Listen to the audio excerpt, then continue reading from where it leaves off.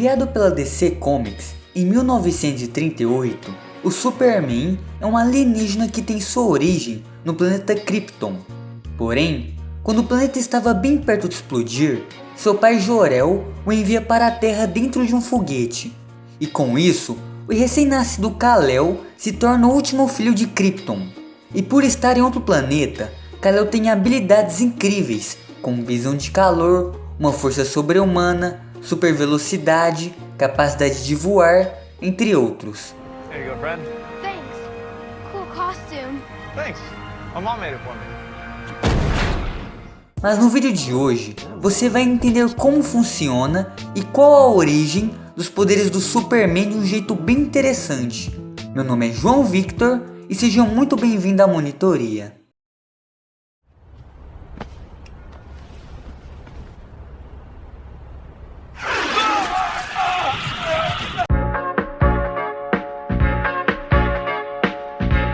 Nas primeiras histórias em quadrinhos do herói, a ideia original dos criadores do Superman, Jerry Siegel e Joseph Shuster, era de que a fonte dos poderes do Homem de Aço era devido ao seu DNA kryptoniano. Isso porque o seu planeta de origem tinha uma gravidade muito mais forte que a da Terra. Por exemplo, com um tamanho muito menor em comparação com a Terra, a Lua tem uma gravidade menor, ou seja, os objetos na Lua pesam menos do que na Terra. Com isso, uma pessoa nascida no planeta Terra, que tem seus músculos e ossos adaptados para a gravidade do nosso planeta, seria capaz de levantar carros e saltar sobre prédios se estivesse na Lua.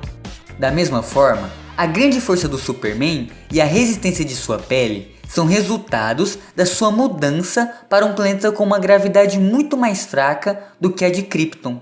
Por que eu sou tão diferente deles? O Sol da Terra é mais jovem e mais brilhante que o de Krypton. Suas células absorveram a radiação, fortalecendo seus músculos, sua pele, seus sentidos. A gravidade da Terra é mais fraca, porém a atmosfera é mais nutritiva. Você se tornou mais forte aqui do que eu poderia imaginar. E mesmo que o Super-Homem ainda fosse uma criança quando enviado à Terra, é possível que seu DNA kryptoniano já estivesse preparado para desenvolver ossos e músculos que seriam adequados para o campo gravitacional de Krypton, ou seja, uma gravidade mais forte.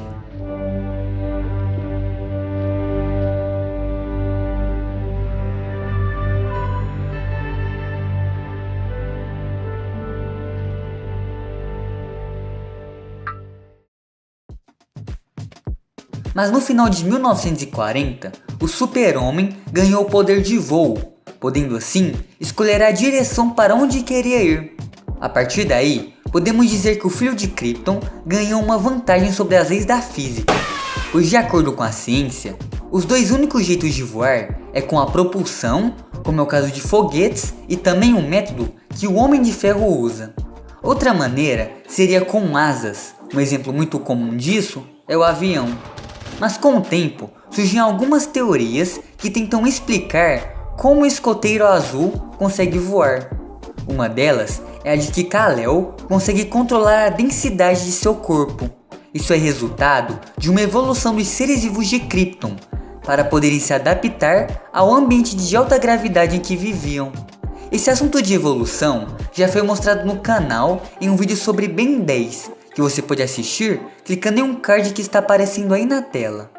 Mas voltando ao assunto, com uma forma de não afundar na Terra por causa de sua baixa gravidade, seu corpo consegue diminuir e aumentar a sua densidade.